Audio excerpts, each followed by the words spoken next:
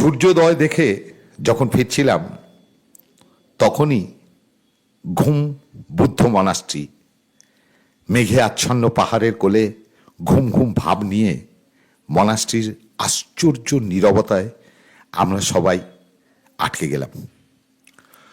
দার্জিলিং মূল শহর থেকে মাত্র ৮ কিলোমিটার দূরে এই ঘুম মনাস্ট্রি। কালিম্পং দার্জিলিং ত্রিরাস্তার সঙ্গমে অসাধারণ এক পরিবেশে ঘুম মনাস্ট্রি, এবং সবচেয়ে মজার কথা, চারদিক থেকে যেন রেল লাইনেরা ঘিরে ধরেছে এই মনাস্ট্রিটিকে। এখানে মঙ্গোলিয়ান লামা সারা ইয়াংচোর তৈরি মুরালে শোভিত অসাধারণ মনাস্ট্রির সৌন্দর্য বাড়িয়েছে তার কাজ।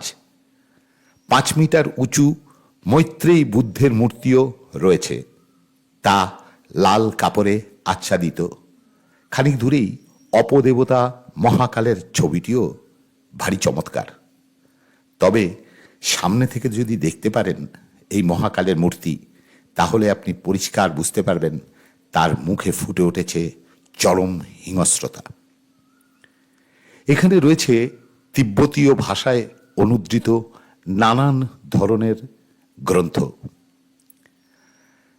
আমরা এবার বাতাসিয়া লুপের দিকে চলব।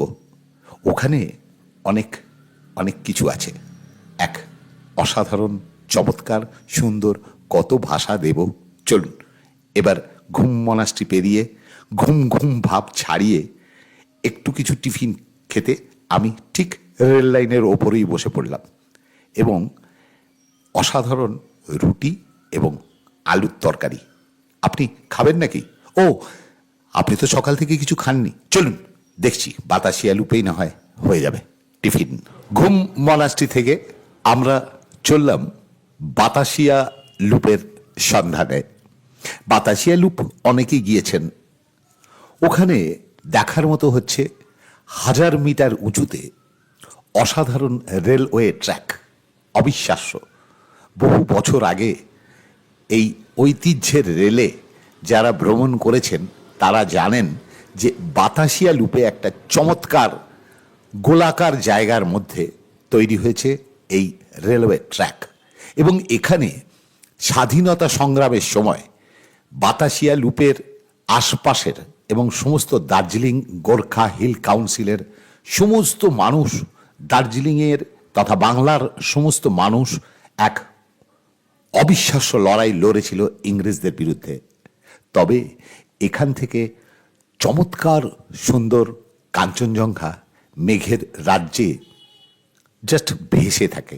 ঠিক 3 কিলোমিটার দূরত্ব ঘুম মনাস্ট্রি থেকে। এখানেই 1879 সালে এই রেল লাইন তৈরি হয়েছিল। এখানে অসাধারণ বাগিচায় ফুটে থাকে দুর্দান্ত সব ফুল, আর এখানে সকলেই মজা নেন নিজের মতো করে। এখানে তখন সায়ন্তন, পারমিতা এবং আমাদের সঙ্গে যারা গিয়েছিলেন তারা সকলেই ওখানকার পাহাড়ি পোশাকে সাজতে লাগলেন।